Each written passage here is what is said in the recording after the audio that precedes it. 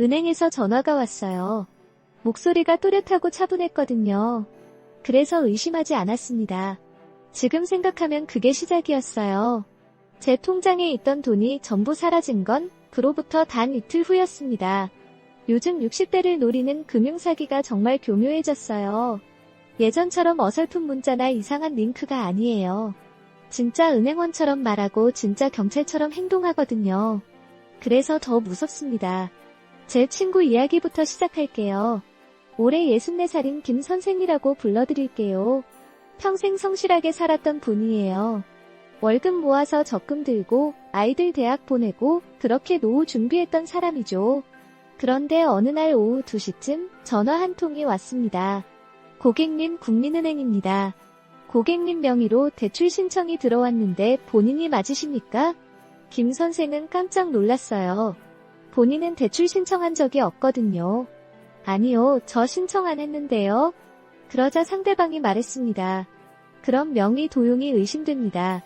지금 바로 조치하지 않으면 큰일 날 수 있어요. 이 말을 들은 순간 김 선생은 불안해지기 시작했어요.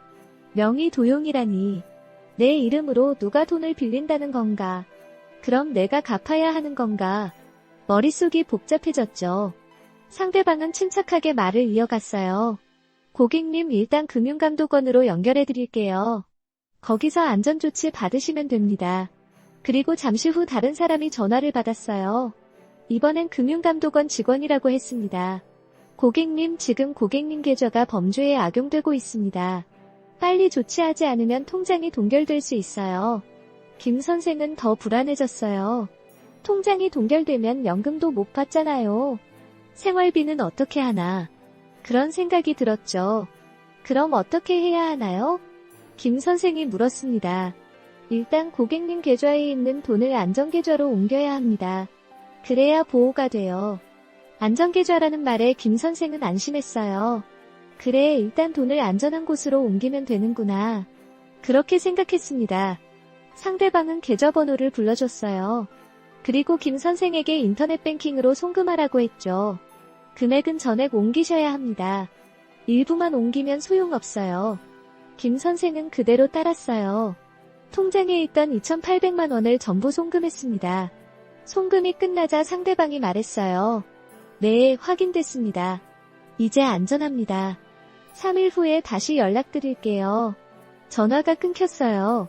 김 선생은 그제야 한숨을 돌렸습니다. 휴, 다행이다. 큰일 날 뻔했네. 그런데 3일이 지나도 연락이 없었어요. 일주일이 지나도 마찬가지였죠. 이상하다 싶어서 은행에 직접 갔습니다. 제가 며칠 전에 안전계좌로 돈을 옮겼는데 확인 좀 해주세요. 은행 직원이 고개를 갸우뚱했어요. 고객님, 안전계좌가 뭔가요? 저희 은행에는 그런 계좌 없는데요. 그 순간 김 선생은 머리가 하얘졌습니다. 설마 내가 사기를 당한 건가? 급하게 통장 내역을 확인했어요. 2,800만 원이 모르는 계좌로 빠져나가 있었습니다. 김 선생은 그 자리에서 주저앉았어요. 평생 모은 돈이었거든요. 아이들한테 손 벌리지 않으려고 아껴왔던 돈이었어요. 그런데 단 하루 만에 전부 사라졌습니다. 이게 바로 요즘 60대를 노리는 보이스피싱이에요.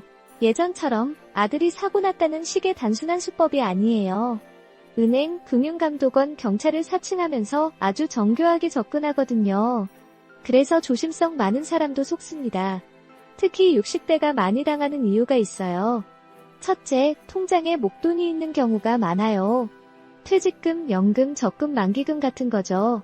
사기범들은 그걸 노립니다. 둘째, 공공기관을 신뢰하는 경향이 강해요. 은행이나 경찰이라고 하면 일단 믿고 보거든요. 그 신뢰를 악용하는 겁니다. 셋째, 디지털 금융에 익숙하지 않아요. 인터넷 뱅킹이나 앱 사용이 서툴러서 상대방이 시키는 대로 따라 하게 되죠. 그 과정에서 이상한 점을 눈치채지 못합니다. 넷째, 혼자 판단하는 경우가 많아요. 자식들한테 걱정 끼치기 싫어서 혼자 처리하려고 하거든요. 그래서 주변에 확인도 안 하고 송금해버립니다.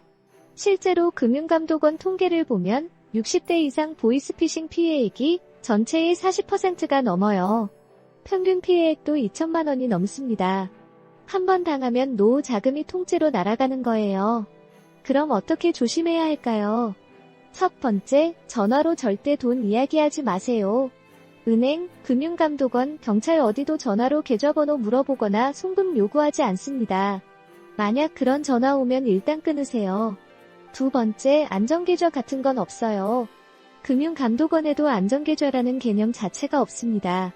누가 안전계좌로 돈 옮기라고 하면 100% 사기예요. 세 번째, 급하게 만들지 마세요. 사기범들은 지금 안 하면 큰일 난다면서 조급하게 만들어요. 그럴수록 천천히 생각하고 주변에 물어보세요. 자식한테 전화 한 통만 해도 막을 수 있습니다. 네 번째, 110이나 은행 고객센터로 직접 전화하세요. 상대방이 준 번호로 전화하지 말고 본인이 아는 번호로 직접 확인하세요. 그럼 진짜인지 가짜인지 바로 알 수 있어요. 다섯 번째, 개인정보 절대 알려주지 마세요. 주민번호, 계좌번호, 비밀번호, 카드번호 같은 거요. 전화로 그런 거 물어보는 건 무조건 사기입니다. 김 선생은 결국 돈을 돌려받지 못했어요. 경찰에 신고했지만 이미 돈은 여러 계좌로 분산돼서 추적이 불가능했거든요. 지금도 그 일을 후회하고 있습니다. 그때 왜 자식한테 전화 한 통 안 했을까? 그랬으면 막을 수 있었는데. 요즘은 문자 사기도 많아요. 택배가 도착했습니다. 링크를 눌러 확인하세요. 이런 문자 받아보셨죠? 링크 누르면 악성 앱이 깔려요. 그럼 통장 비밀번호, 카드번호 전부 빼가줍니다. 또 요즘은 카카오톡으로도 사기쳐요. 자식 이름으로 메시지 보내서 엄마 급한 일 있어서 돈 좀 보내줘라고 하거든요. 진짜 자식인 줄 알고 송금했다가 나중에 알고 보니 해킹당한 계정이었던 경우도 많아요. 그래서 무조건 전화로 확인하세요. 문자나 카톡만 믿지 말고 직접 목소리 들어보세요. 그럼 가짜인지 진짜인지 바로 알 수 있습니다. 또 하나 조심해야 할 게 있어요. 요즘은 대출 사기도 많거든요. 정부 지원 저금리 대출 가능합니다. 수수료만 먼저 입금하세요. 이런 식으로 접근해요. 수수료 명목으로 몇백만 원 받아가고 나면 연락 끊어버립니다.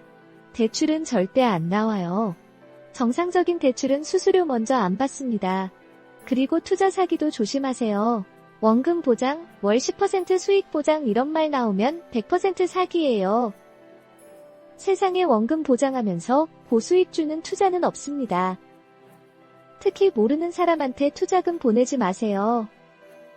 지인 소개로 왔다고 해도 마찬가지예요. 투자는 반드시 금융감독원에 등록된 정식 업체 통해서 하세요. 김 선생 같은 분이 주변에 정말 많아요. 조심성 많고 평생 성실하게 살았던 분들이죠. 그런데 단 한 번의 실수로 노후 자금을 전부 잃습니다.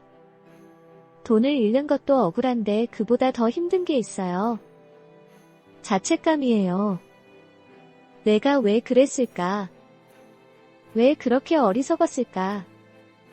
이런 생각에 잠도 못 자고 우울증까지 오는 분들이 많습니다. 그러니까 절대 혼자 끙끙 앓지 마세요. 당했다 싶으면 바로 경찰에 신고하세요. 빠를수록 돈 돌려받을 확률이 높아집니다. 그리고 자식들한테도 말하세요. 창피한 일 아니에요. 누구나 당할 수 있는 일입니다. 숨기지 말고 도움 요청하세요. 지금 이 순간에도 누군가는 전화 받고 있을 거예요. 은행 직원이라는 사람 목소리 듣고 있겠죠. 그 사람이 내 주변 사람일 수도 있어요. 그러니까 이 이야기 꼭 주변에 알려주세요. 부모님, 친구, 이웃 어르신들한테요. 한 사람이라도 더 알면 한 사람이라도 덜 당합니다. 여러분은 지금도 괜찮다고 생각하시나요? 나는 조심하니까 안 당한다고 믿으시나요? 김 선생도 그렇게 생각했어요. 본인은 절대 안 당할 거라고요. 그런데 막상 전화 오니까 달랐습니다. 사기범들은 우리가 생각하는 것보다 훨씬 더 교묘해요. 그리고 계속 수법을 바꿔요. 오늘 안전했던 방법이 내일은 위험할 수 있습니다.